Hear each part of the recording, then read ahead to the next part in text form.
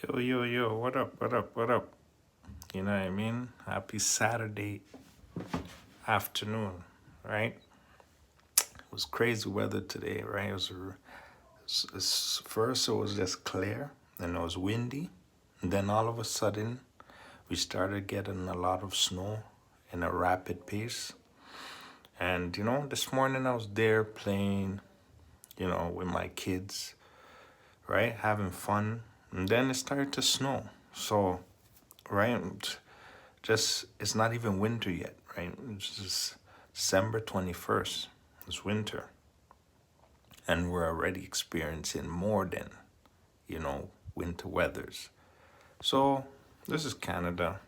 We all know exciting stuff. So today I came on live because I want to talk about the joy of God. King of Kings, Lord of Lords, right? What God has done for me in my life today and what God continuously do for me. Well, it started when I was about like 13 years old, right? And I grew up in a neighborhood in Toronto, and it was called Jane and Finch, right? So Jane and Finch was a rough neighborhood to begin with, but what I realized about Jane and Finch is if you mind your business, right, a lot of times you won't get caught up in the violence or in the ruffle, the drama that takes place there that ends up destroying families and people's lives and so forth. But as a human being, right, you cannot just have physical faith. You have to have spiritual faith. You have to have a connection that's going to, elevate you on a higher level of favor so that when dangers or living in a dangerous environment like Jane and Finch, right? You're able to overcome all those obstacles through the blessings of God. And so I ended up going to a church called the Christian Center Church. And the Christian Center Church was a place of haven for, underprivileged youth, right? Because I didn't come from a rich, wealthy family. My parents, they worked a lot. So I didn't really see them a lot. But they also taught me hard work pays off and the importance of discipline and the importance of finding stability at a young age to be able to, follow a script. And so that led me to the Christian Center, where at first, you go there, you meet with other people, you have fun, there's games, right? And there's activities, and then there will be a sermon that they'll talk about God and understanding who God is and, coming to connect with God. Or if you want to start a relationship with God, this is the way to do it. And so I grew up on that. Right? Though I played sports like basketball, I had lots of fun playing sports, right? I had lots of friends as well too, right? Not just in that neighborhood, but when we traveled, at school to go places, to play sports, to hang out for camp, you end up meeting a lot of different people. And so my walk with God after going to the Christian Center, right, ended up to grow because I realized that when I prayed and when I fasted and when I spent more time with God, what would happen is I will get the answers that I'm looking for. Because you see, God is the creator. He's the all-seeing power source. And of course, He has more power than anybody else. So, going to Him with my problems, praying to Him, fasting for grace and fasting for so many different things, right? Allow me to evolve in connecting, developing a relationship. Because you see, religion, right? I believe we're not perfect to worship in religion, but in relationship, right? That is more easier, and that is something that everybody needs to do as people, not even just people, animals. I believe even trees, right? Trees and plants, they all have a connection through the universe, right? And so these things help out in many ways, right? And so relationship wise, right? Of course, that allows me to be myself, allow me to what's it called? Be more truthful in what I'm doing and what I cannot do, and how to improve, right? How to express my true self through discipline would be a type of relationship so that it will help me to grow. Religion, we follow instructions, but we're not perfect. We make a lot of mistakes. And so I know that developing a relationship with God allows me to be one step ahead, right? God is King of Kings and Lord of Lords. He has helped me in so many different ways. He has helped me, you know, in connecting with what's it called? With music, being able to create music, blessing me with that, blessing me and protecting me from life. So many incidences that could have destroyed me, God was there for me. And so Jah Jehovah, the Most High, has never disappointed me. He always have had an answer for me or created a solution for me. And so I am thankful that I got to know him from such a young age.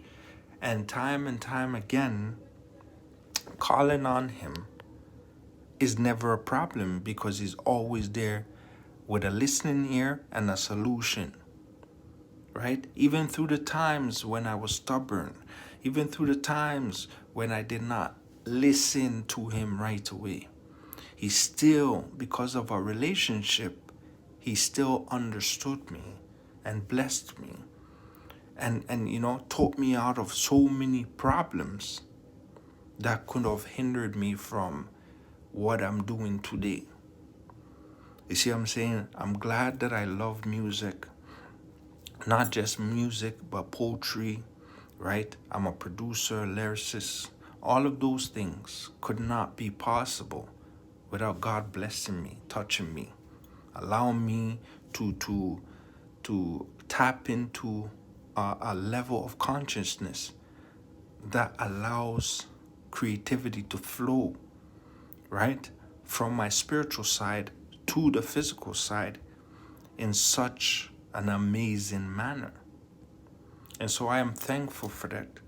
I'm thankful for all my children that God has blessed me, because God blessed me in a way where all my children are healthy. All my children are intelligent and they have supreme capabilities that I already see. And I'm not just saying that as a father, but you got to give respect when respect is due. And I have a bunch of talented children. And so I have a blessed home, right? In many levels. Because a lot of times, right, people don't realize their blessings until it's gone. They don't realize that the ultimate thing you could ever have is a family. It's a unity of family. All these assets and properties, all of those things are nice. But would you trade that for a life? Most of the time, you're not going to trade that for a life, right? Because the value of life is priceless. But yet we live in society where there's so much, right? Fiction, so much materialistic things, things that people just, well, I'm gonna sacrifice my soul for riches that are temporary. You have to understand, we have like 35,000 days, you know, a majority of the time we have 35,000 days to live as a human being from when you're a baby to now. And people don't see that life is really short. That we most likely are not going to live past that 35,000 days. If you live to be 40,000 or 45,000 days, God has like top notch blessed you with abundance of life, because that's past 95 years old. When you're 35,000 days old, you're 95 years old. Now you count how much people, right, in the world can lives to be that age. It's not possible, and it's very hard. And you have to take care of your body very good in order to live to be 95. Right? People are barely struggling to live to be 50 years old. So it's an accomplishment. Right? So life is a gift from God. God has spent a lot of time in my life. He has blessed me in so many ways. There are so many things that I have achieved that I don't deserve. But because of God and the influence that He has impacted in my life, and the fact that no matter what is going on in my life, right, I will always pray, right? Even if I don't have a dime to my name, even if I don't have a place to stay, I will always look to God first, because He's the King of Kings and the Lord of Lords. He's the only one that can give me answers that nobody else has. So I trust God, right? Through the suffering, He was there blessing me. Through the hardship, He was there blessing me, helping me. You see what I'm saying? Your enemies will never conquer you if you always ask God or look to God to protect you, to watch over you, to fight your battles. And He will bless you on a conscious level that will override everything that is going on. And so I trust God. And I ask anybody that watches this to understand what I am saying. If you don't believe in God, understand that there is a power source, and that it just didn't happen because science said so, right? Because if that's the fact, right, then it means, why do we die? Because our cells still continuously generate when we physically die. So we are created not to die, but why do we die? Right? And so God is available. He created us all. And so I believe in God. Right? Anybody else that, have different opinions, it's good and all, but you must have your reasons. And so I know that even though I can't physically see God, that He is available, because He has blessed me through dreams, visions. He has blessed me through signs. He has blessed me through people. He has done so many, important things in my life. Blessed me in so many levels that at the end of the day,